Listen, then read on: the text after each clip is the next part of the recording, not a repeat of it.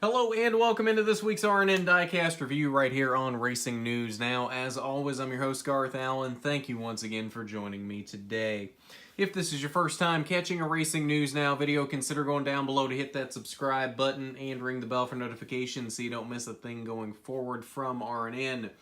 On today's Diecast review, we are taking a look at Kurt Busch's Bristol Night Race winner from 2018. Typical standard elite box here. It's just a little bit fatter than normal because this one is packaged inside of foam, and because it's a Monster Energy car, it is, of course, on one of these stupid bases. Production sticker, one of 327 of these made. So what comes in the box? Nothing that probably should surprise you here. SHR 10th anniversary sticker. Cup Series Winners sticker, the normal generic COA that means nothing now, and the winner card, Kurt Busch Bass Pro Shops NRA Night Race winner, August 18th, 2018, 30th Cup Series victory for Kurt Busch. And on the back, Kurt Busch gets Bristol 6-pack, and you can pause to read if you want to. Alright, so on to the diecast, and yes, it is still on the base. I do not have the time to screw with getting that off of the base, literally screwing it off the base. It's got those triangle head screws, and I don't have the right screw head to do it, and I know there are other ways to do it. I just don't have the time to do it. So it is, at least for the time being, staying on the base. Now, that does make it a little more difficult here to get under the hood, as I can't get underneath to poke anything through. So this might be interesting, trying to get under the hood here to show you the engine detail. Alright, that took a lot longer than it should have, but we are now under the hood here. As you can see, underneath the hood we have powered by Ford, Mobil 1, Haas, Monster Energy, and Wix filters. Take a look at the engine detail there. Your typical engine detail for an Elite.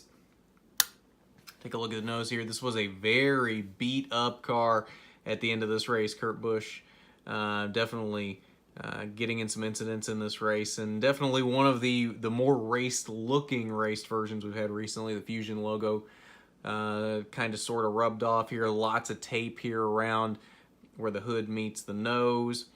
Number 41, SHR 10th anniversary logo up here. More tape all around the sides of the hood here and even across the top here. Monster Energy and Haas on the hood. No confetti on this one. I don't know if that's just a Bristol thing. Do they not do confetti at Bristol? But nonetheless, there is no confetti. Monster Energy banner across the top of the windshield. 41 on the roof. Monster Energy once again on the back of the roof. Roof flaps do function. Kurt Busch across the back windshield. Then number 101. Haas CNC, America's Machine Tool. Across the deck lid, take a look at the fuel cell detail. And then down the driver's side, most of the damage and everything is on the hood here, but there is a little bit on other places of the car. Left front here, definitely scuffed up, some rubber buildup there in the number. KB and 41 on the name rail. One winner sticker. Sponsors down the B post. Monster Energy on the C post.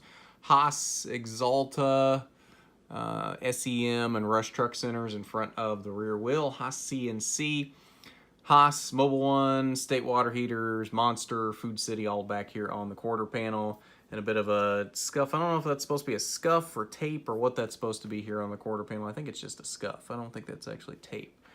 Back here on the bumper, Monster Energy a couple of times. 41, Ford. And then down the passenger side here, a little bit more of a scuff back here on the right rear corner.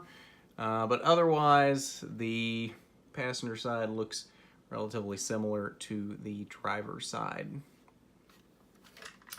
And that's your look at Kurt Busch's 2018 Bristol Night Race winning car. Definitely, like I said, one of the more raced-looking race versions we got definitely in 2018.